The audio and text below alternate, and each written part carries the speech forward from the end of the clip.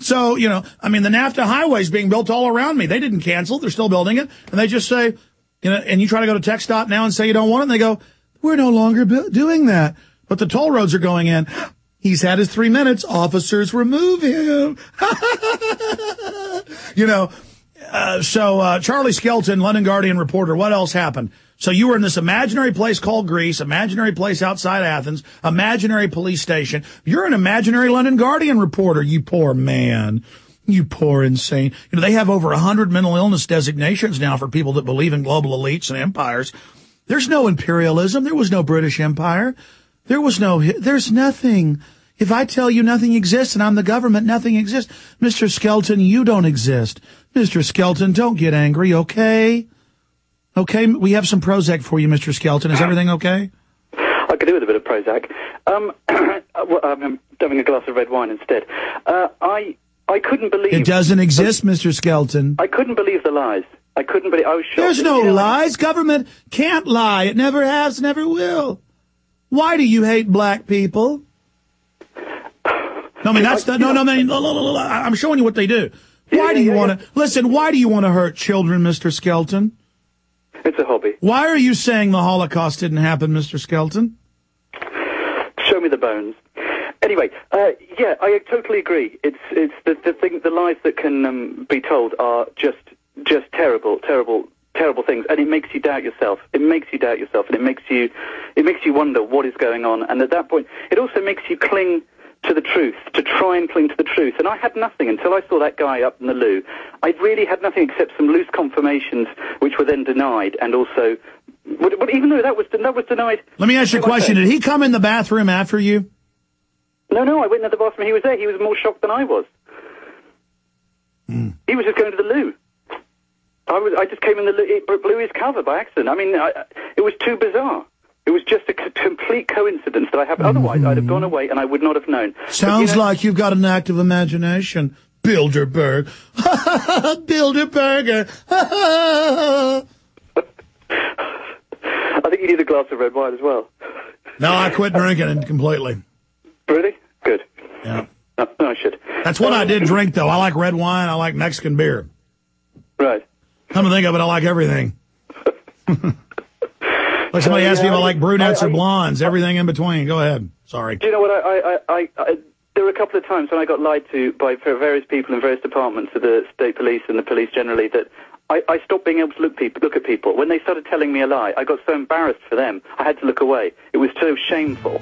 And then when he lied to me at the end there, I was so shocked. I felt giddy. My mouth fell open.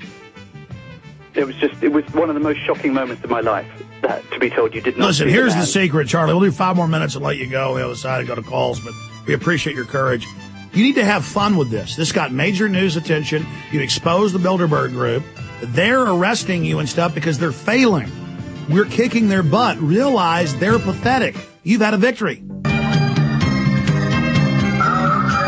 Okay, thought criminal Charlie Skelton, running around in foreign countries, imaginary secret groups running the planet. Now, you can open any major newspaper and read about how they're setting up a bank of the world, we'll pay our carbon taxes, a world government, a new world order. But if you're for it, Charlie, it exists and you're a member of society and can come down to the Oxford Club and, you know, where you went to school and hang out.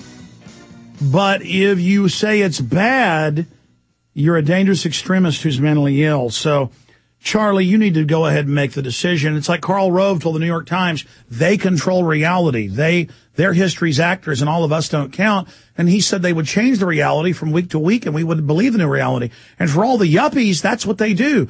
They like to feel like they're winners. So nothing can be above them.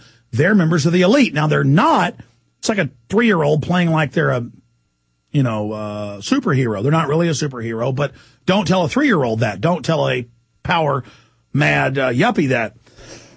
So I'll shut up here for the next 5 minutes. Tell us what else happened. So you're there. He's telling you the police aren't following you, even though you've been taken to the police station twice by them. The police stations don't exist now. The planet doesn't exist. What happens next? Well, my mouth actually falls open. He looks at me and he says, you're sitting there with your mouth open. That's rude. And I say to him, it's rude to lie. And I said to him, I looked around the room, there's 3 of them in there, and I said, including the guy I'm talking to who's very high up in the Department of Government Security. And hold on, let me back up. He said, hold on a second. He said, so start over. You did what with your mouth? And he said, do something that's rude? Well, he said my mouth fell open with absolute shock at the fact that he'd simply denied the fact that I'd seen this guy that had been following me, realizing he's a policeman. My mouth fell open with shock. He says, you're sitting there with your mouth open, that's rude. And I just looked at him and I said, it's rude to lie to me. And I said, this is the craziest situation I've been in, this is crazy. And he goes, for me, it's not crazy, for you, it's crazy. And I swear to God, it was like being in a horrific dystopian movie, except it was happening to me. And I was just... It sounds like The Prisoner when number 6, they had all those phony trials doing the same crazy stuff. But see, all those movies in 1984 and all that are based on real stuff. Yeah. And, but when I was leaving, I realized at that point, that was it. The fact I'd seen that guy, I knew now what happened. I was being followed by a quite large number of the state police, and I don't know what that had cost. I don't know what cost they'd thrown at this operation. Well, you know why? I mean, normally in there, they just make sure the heroin comes in to make sure the school kids get it, and I'm not joking. They mainly run prostitution and drugs in Greece, very corrupt, and they're running the drugs into Europe, and also a lot of sex slavery, a lot of kidnapped kids. Those guys don't do a lot of work. They mainly kidnap children and deal heroin, and I'm serious when I say that. And so, to them it was a big joke. They were there. The big heroin dealers sent them out. That's what Bilderberg does, launder the money. And, big super bosses are in town that their bosses work for. And so to them, it was a big joke to terrorize a British slave who thought he was free. It was a big joke to them. They were just thinking about shipments of kids and things they had to deal with. Go ahead. Well, I mean, I don't know. I can't put thoughts like that in their heads. Oh, really? You didn't know they're in child slavery rings? Oh, yeah, the Greeks are, yeah. I mean,